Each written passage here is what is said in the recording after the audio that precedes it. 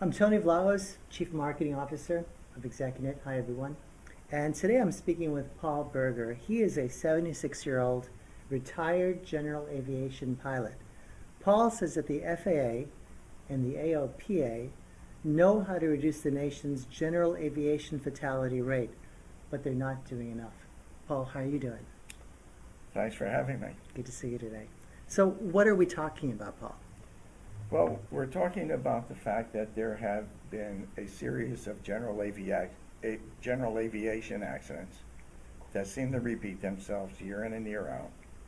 Typically, for the last 13 years and more, last decade, there have been 500 fatalities of general aviation accidents that include pilots and passengers that are in what I consider to be avoidable situations.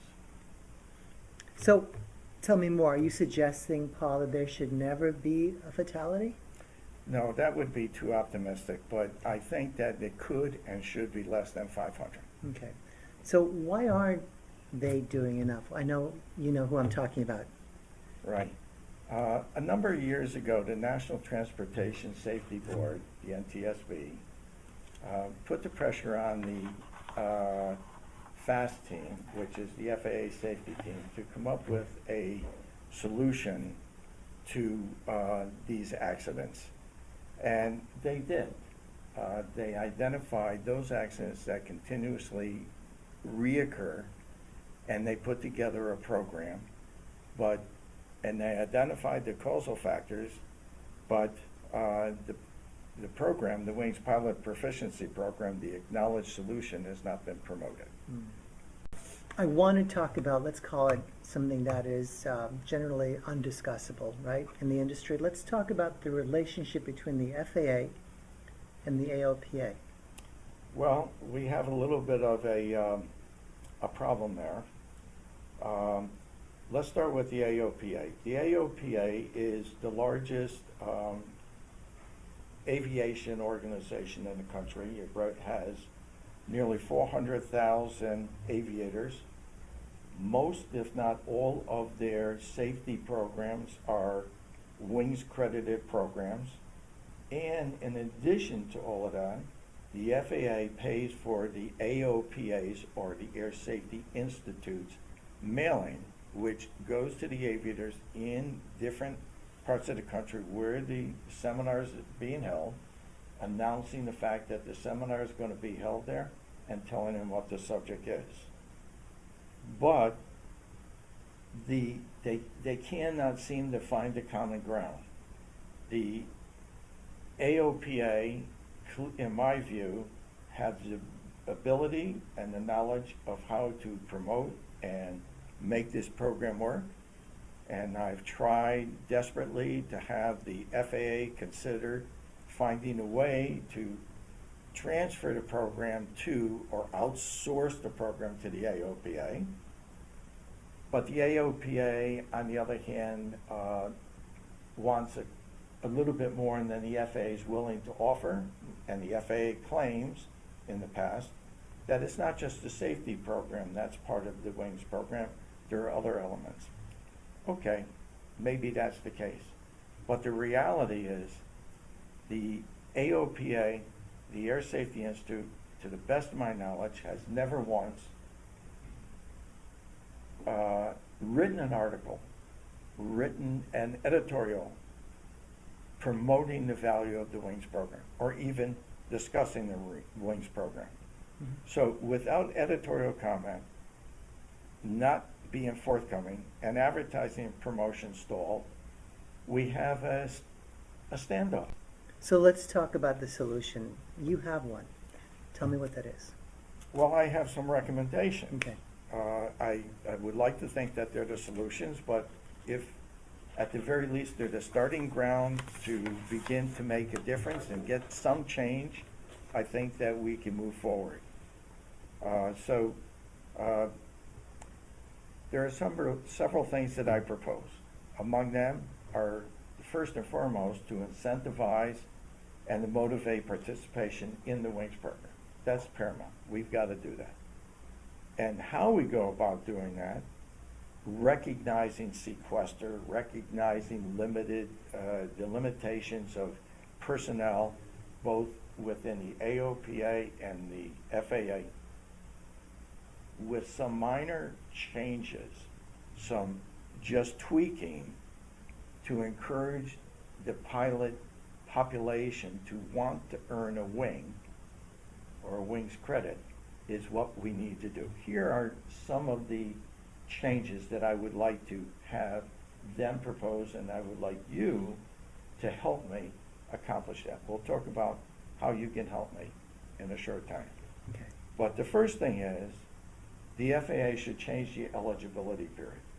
It does not make any sense to me if the flight review is every 2 years, why the eligibility for the wings program is 1 year. So it needs to be changed to 2 or more years, and maybe more years.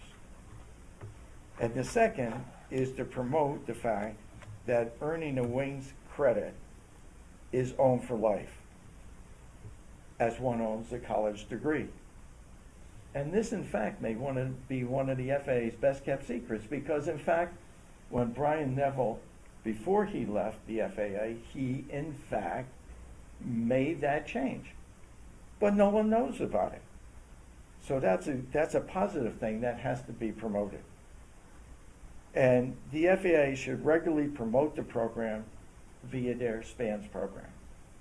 They have the SPANS program.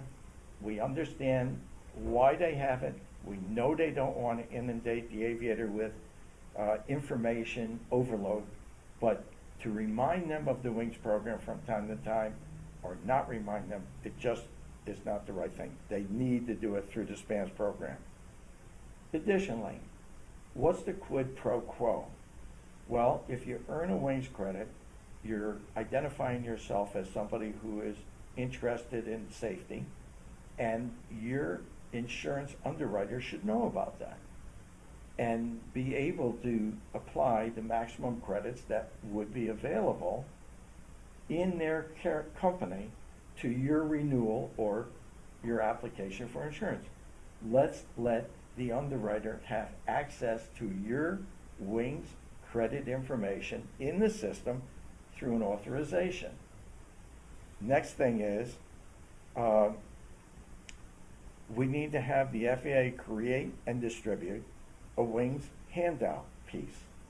And I propose that that handout piece be given to every certified flight instructor with an obligation to pass it along on the flight review, because every 2 years, every aviator is going to see a CFI.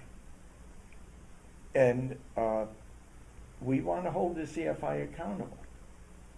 And it just doesn't make sense to me that the CFIs who are making the decision, the go no-go decision of whether I can continue to fly an aircraft or am capable of sustaining my license, should not be held responsible and accountable for reinforcing the value of the wings program and causing the aviator to register in the program.